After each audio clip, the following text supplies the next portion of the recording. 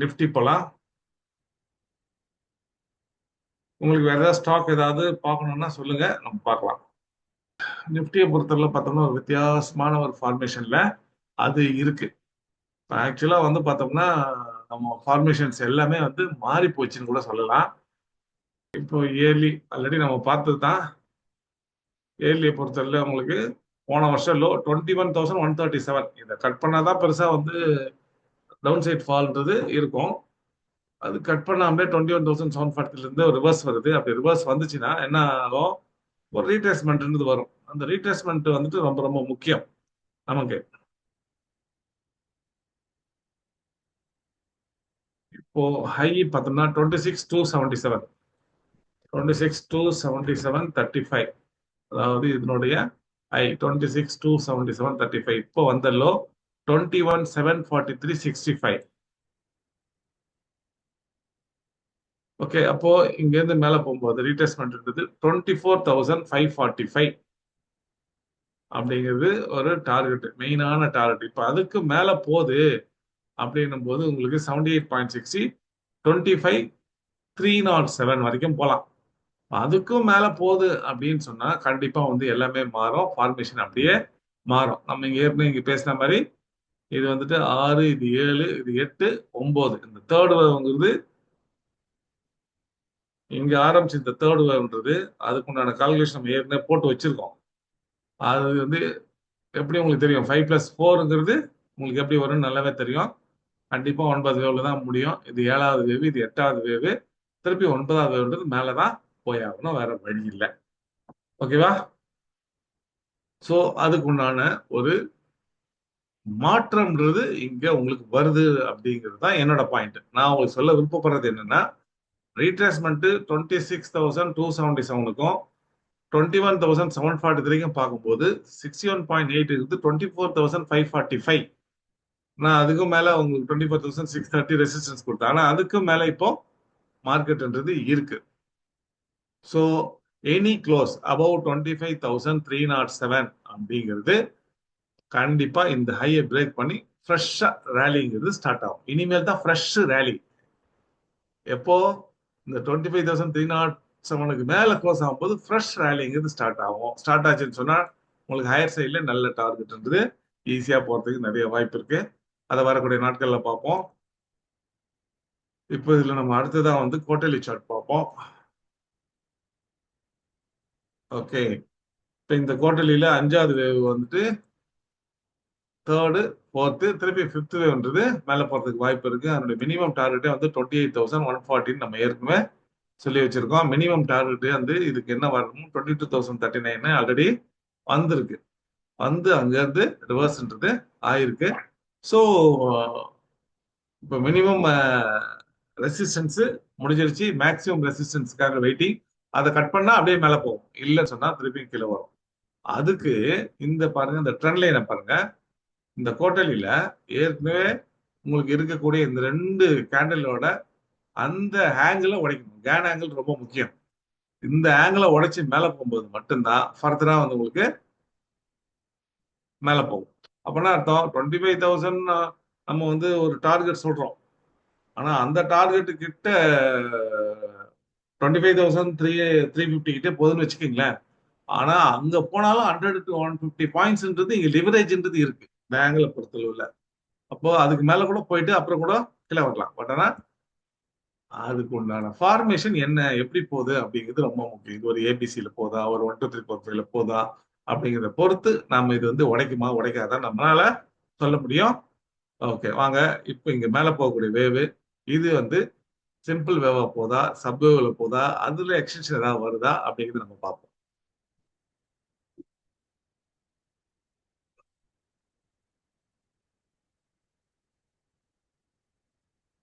Okay, இப்போ நம்ம அடுத்த மந்த்லி சார்ட் பார்க்க போறோம்.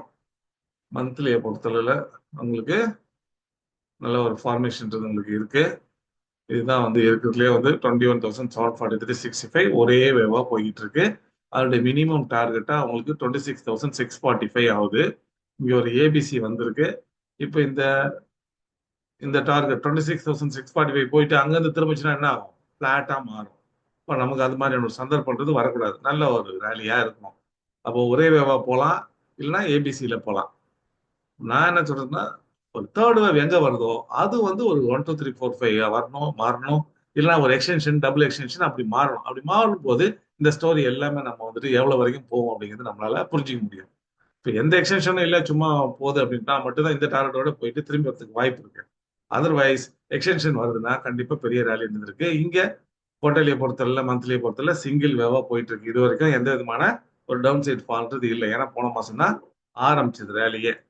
அப்போ இது போய் முடிஞ்சாதான் அடுத்தது வந்து உங்களுக்கு கீழே வர்றதுக்கு நல்ல வாய்ப்பு இருக்கு. Right, okay. இப்ப நம்ம வீக்லி பார்ப்போம். இப்ப மேல ஒரே வேவா போயிட்டு இருக்கு. இந்த வேவு எப்படி இருக்குன்னு பார்ப்போம். இதனுடைய லோ 21,964, இங்க 21,743. அப்ப இங்க இருந்து ஆரம்பிக்குது ஒரு வேவ். இப்ப இது வரைக்கும் என்ன நடந்திருக்கு?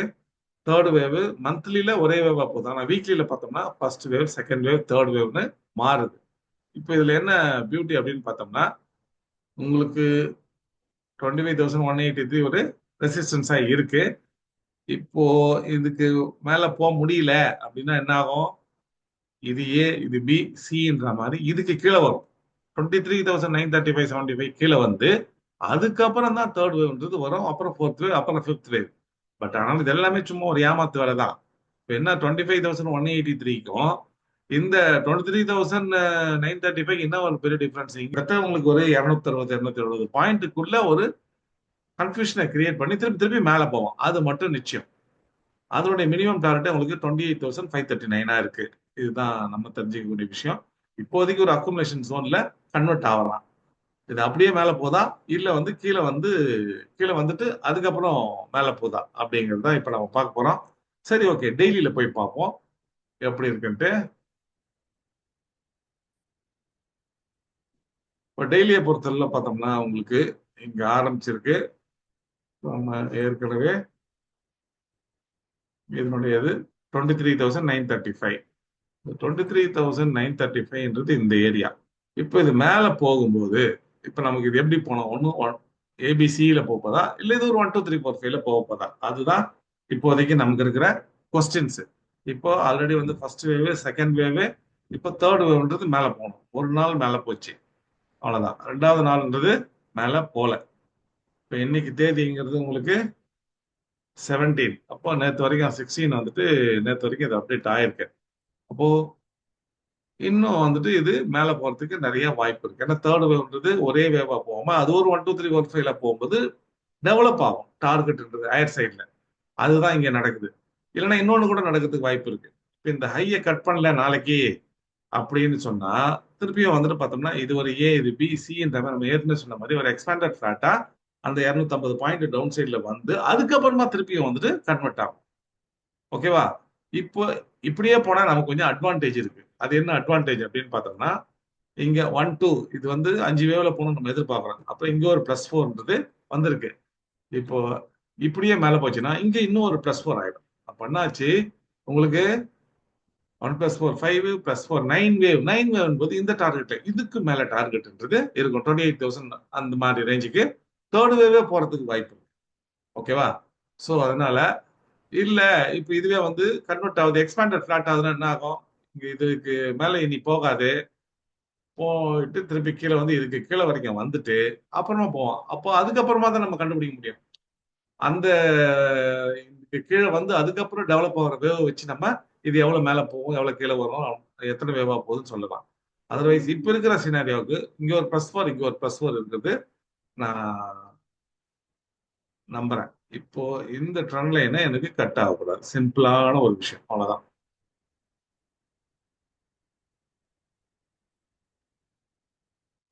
இப்போ கீழே இறங்கி வந்ததுன்னா அது இந்த ட்ரெண்ட் லைனை டச் பண்ணலாம், ஒன்றும் பிரச்சனை இல்லை. டச் பண்ணிட்டு திருப்பியும் மேலே போகலாம். அந்த அளவுக்கு ஒரு ஆப்பர்ச்சுனிட்டி இருக்கு. ஒரு மிஞ்சி மிஞ்சி போனா உங்களை குழப்பறதுக்கு ஒரு 250 பாயிண்ட் எடுத்துப்பாங்க. ஆனாலும் இறங்கி இறங்கி திருப்பி திருப்பி மேலே ஏறும். சிம்பிளான விஷயம். ஓகே, இது டெய்லி. நம்ம இந்த செஷன் இதோட முடிச்சுக்கலாம்னு நினைக்கிறேன். உங்களுக்கு வேற ஏதாவது டவுட்ஸ் இருந்தாலும் வேற ஏதாவது கருத்துக்கள் இருந்தாலும் நீங்க தாராளமா வாட்ஸ்அப்லயோ இல்லைன்னா நம்மளோட யூடியூப் சேனல்லையோ நீங்க போடலாம். அண்ட் தென் வந்து ஒரு ரெஃப்ரெஷ்மெண்ட் கிளாஸ் வந்து போட்டிருக்கேன் 1ஆம் தேதி. ஆல்ரெடி வந்து எலியாட் வேவ் ஸ்டூடெண்ட்ஸ்க்கு வந்து அது ஃப்ரீ தான். அதுவும் ஆன்லைன் கிளாஸ் தான். ஸோ எக்ஸிஸ்டிங் ஓல்டு ஸ்டூடெண்ட்ஸ் நீங்க வந்துட்டு ஒரு ரெஃப்ரெஷ்மெண்ட் வேணும் எலியாட் வேவ் பத்தி, டிமாண்ட் அண்ட் சப்ளை பத்தி அப்படின்னா நீங்களும் அந்த இதுல, ஏன்னா ஆல்ரெடி உங்களுக்கு தெரிஞ்சது தான். ரெஃப்ரெஷ்மெண்ட் வேணும் அப்படின்னா நீங்க அந்த ஃபர்ஸ்ட் அன்னைக்கு நடக்கிற கிளாஸ்ல அது வந்து ஃபுல்லா பேசிக்கான கிளாஸ் தான், ரொம்ப அட்வான்ஸ்லாம் ஒன்றும் இல்லை. பேசிக்கான கிளாஸ். உங்களுக்கு இன்ட்ரெஸ்ட் இருந்தால் நீங்களும் ஜாயின் பண்ணலாம், ஃப்ரீ ஆஃப் காஸ்ட்.